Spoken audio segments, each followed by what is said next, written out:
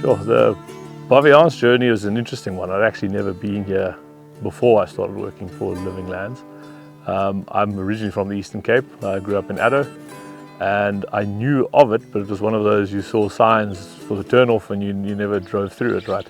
I think driving into the Baviaanskloof was actually what gripped me, what got me to want to work here. I mean, the bush and hunting and game is always in my blood, but the wilderness factor that the Baviaanskloof offers is just amazing.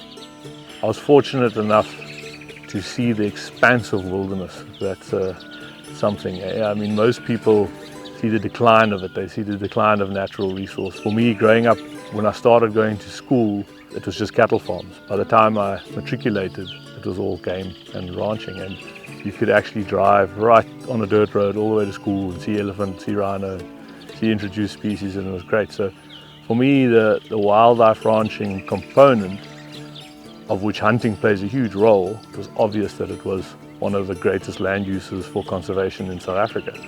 And I wanted to try and get into that space, and at the same time realize there was a massive gap between that, what was happening on the ground, and what conservation was saying. So I decided I needed to get my academic skills better and not just criticize. And I ended up doing a master's focusing on community-based natural resource management. And I think that's what had a massive bridge with Living Lands and the conservation work that they were doing with people on the ground, and not just focusing on sort of the old-fashioned fortress conservation or protectionism. It was looking at how to have functioning agricultural areas, functioning landscapes on the border of parks, on the border of protected areas, and how could we get those mosaic landscapes work. So what does Living Lands actually offer? Well, at this stage, it's conservancy management for the Baviaanskloof particularly. In other areas, it's different. Other areas bring a lot of knowledge, bring a lot of expertise and funding in, bring a lot of project development. Yeah, it's more on facilitating conservancy. It's a lot of behind-the-scenes administration, a lot of organizing meetings, being present at meetings, representing, being on platforms, and it's a thankless job, that really, because no one really sees it. Do a lot of rehab work as well. The reality is, rehabilitation work doesn't grow the economy. We've identified Sarah Bartman as a district that's really in need of some work. Eastern Cape is lagging behind a bit. Not just with water security, but your conservation initiatives as well. Even the mega herbivore stuff. The protected area expansion is a bit behind. So, because we've got that network and on the ground work, we're finding ourselves being pulled into various sectors of this space and trying to see what we can opportunistically do there.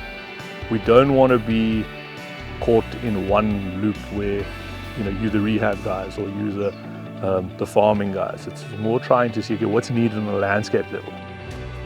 We've always been holistic thinkers. We've always been landscape. What does it make it work? What doesn't? What are the driving forces? And if we see certain things not working, could we intervene? Could we jump in and see if we can tweak some levers?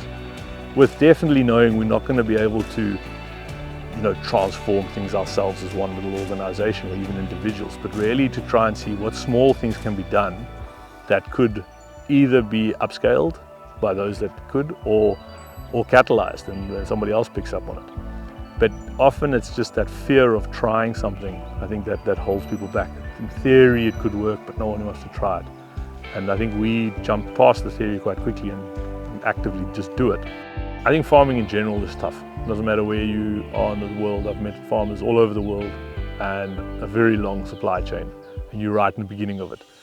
Now, for the Baviaanskloof, farming is tough because you're not only a producer, you also got to deal with everything else yourself. You're fixing your own fences, fixing your own roads, doing your own thing. It's easy enough to justify scaling out, moving into new areas because we've got a bit of a track record. It's very tempting. It means you can start fresh. You can almost go, okay, well, let's leave the problems behind and let's try it new. Strategically, we've said we don't want to do it that way. We want to knuckle down and deal with the challenges that we have, and there's great lessons there. So the only way we're really going to implement those lessons is if we try them again and succeed, right? Both landscapes that we work in, the Langkloof and Baviaanskloof, we've got a nice, solid social capital that has actually failed with us, that have come through some of these things and able to rise above it and to try again and do it. So we feel a great responsibility to the areas that we've come from. Hopefully Living Lands offers some sort of assistance, whether even if it just be administration. And I would like to think that Living Lands can continue to do that indefinitely. I think the strategy is to get projects elsewhere to be able to fund the work that we can also stay here. Me personally, I'm in this for the long run.